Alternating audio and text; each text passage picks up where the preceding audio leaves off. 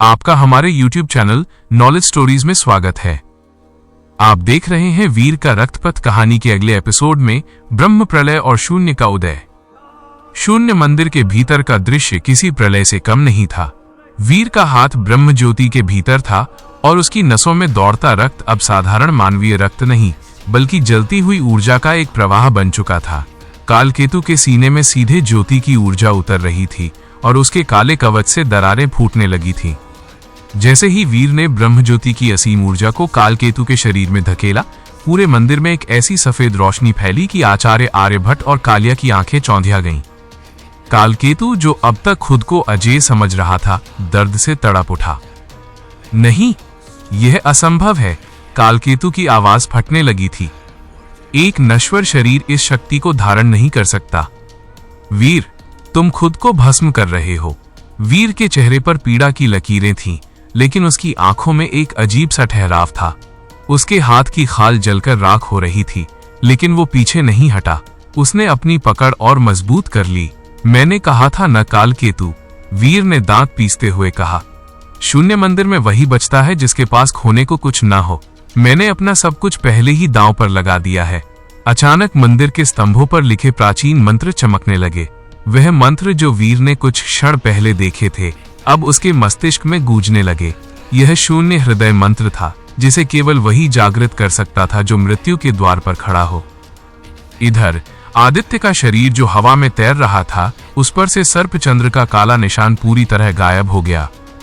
जैसे ही वीर ने ज्योति की ऊर्जा का उपयोग किया, आदित्य की आंखों में एक सुनहरी चमक कौंधी। आचार्य आर्यभट्ट ने देखा कि मंदिर का संतुलन बिगड़ रहा है। वीर, बस करो। अगर तुमने और ऊर्जा खींची तो ये मंदिर ढह जाएगा और हम सब इस मलबे में दब जाएंगे। लेकिन वीर सुन नहीं रहा था। उसकी चेतना अब शरीर से बाहर निकलकर उस दिव्य प्रकाश में विलीन हो रही थी। उसे अपनी मां की आवाज सुनाई दी।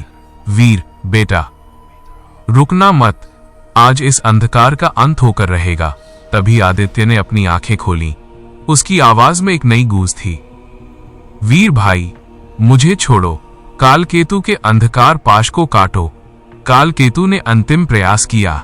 उसने अपनी बची कुची मायावी शक्ति बटोरी और वीर को पीछे धकेलने के लिए एक काला विस्फोट किया। वीर दूर जाकर एक स्तंभ से टकराया। उसका दाहिना हाथ पूरी तरह झुलस चुका था और वो बुरी तरह हाँफ रहा था। कालकेतु ने हंसते हुए अपने सीने के घाव को देखा, जो धीरे धीरे काले धुएं से भर रहा था। मूर्ख बालक, तुमने मुझे घायल तो किया, लेकिन मार नहीं पाए।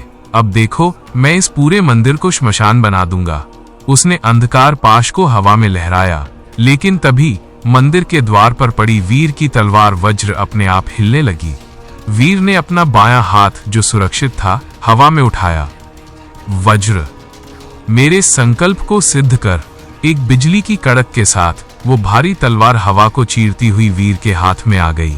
वज्र अब पहले जैसी नहीं थी। वो ब्रह्म ज्योति की ऊर्जा से नहाकर अब सोने की तरह चमक रही थी। वीर अपनी चोटों को भूलकर खड़ा हुआ। उसके शरीर से नीली ज्वालाएं निकल रही थीं। कालकेतु और वीर के बीच अब सीधा मुकाबला था। वीर ने वज्र से एक जोरदार प्रहार किया, जिसे कालकेतु ने अपनी जादुई ढाल से रोका। पर इस बार टक्कर इतनी जोरदार थी कि मंदिर के फर्श में गहरी दरारें पड़ गईं। कालकेतु ने कई परछाइयां बनाई जो चारों तरफ से वीर पर हमला करने लगीं। लेकिन वीर ने आंखें बंद कर लीं। उसने शून्य को महसूस किया। उसने उन परछाइयों को नहीं, बल्कि उस नफरत को महसूस किया जो कालकेतु के असली शरीर से आ रही थी। वीर बिजली की गति से घूमा और सीधे असली कालकेतु की गर्दन पर वार किया। कालकेतु ने अपना अंधकार पाश सामने कर दिया, लेकिन वज्र ने उसे मक्खन की तरह काट दिया। तलवार सीधे कालकेतु के कंधे को चीरती हुई नीचे उतर गई। कालकेतु का एक हाथ कटकर गिर पड़ा। उसकी चीख से पूरा पाताल लोक कांप उठा। तुम ये नहीं कर सकते। कालकेतु का शरीर अब धुएं में बदलने लगा था। मैं फिर वापस आऊंगा वीर। रक्तपथ अभी समाप्त नहीं हुआ है। एक जोरदार धमाके के साथ कालकेतु गायब हो गया, लेकिन पीछे छोड़ गया एक अस्थिर मंदिर जो अब गिरने ही वाला था। छत से बड़े बड़े पत्थर गिरने लगे। वीर, आदित्य, जल्दी बाहर निकलो, आचार्य चिल्लाए। वीर भागकर आदित्य के पास पहुंचा। आदित्य अभी भी कमजोर था। वीर ने उसे अपने कंधे पर उठाया। कालिया ने आचार्य को सहारा दिया। वे चारों मंदिर के मुख्य द्वार की ओर दौड़े, जबकि पीछे पूरा गर्भगृह मलबे में तब्दील हो रहा था। जैसे ही वे बाहर निकले और खुले मैदान में आए, पीछे एक भीषण गूंज हुई। शून्य मंदिर जमीन के भीतर समा गया था। सूरज की पहली किरणें पहाड़ों के पीछे से निकल रही थीं। वीर ने आदित्य को जमीन पर लिटाया। वीर खुद भी लहूलुहान था। उसका हाथ अभी भी जल रहा था, लेकिन वो मुस्कुरा रहा था। उसने ब्रह्म ज्योति को सुरक्षित रखा था और अपने भाई को कालकेतु के चंगुल से छुड़ा लिया था। तभी आचार्य आर्यभट्ट की नजर दूर क्षितिज पर पड़ी।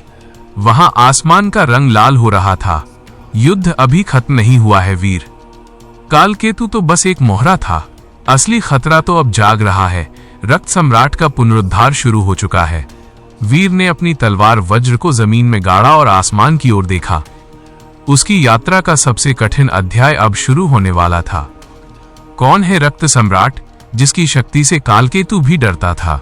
क्या वीर का झुलसा हुआ हाथ दोबारा ठीक हो पाएगा? आदित्य के भीतर जो ब्रह्म ज्योति की ऊर्जा समा गई है, वो उसे वरदान देगी या अभिशाप?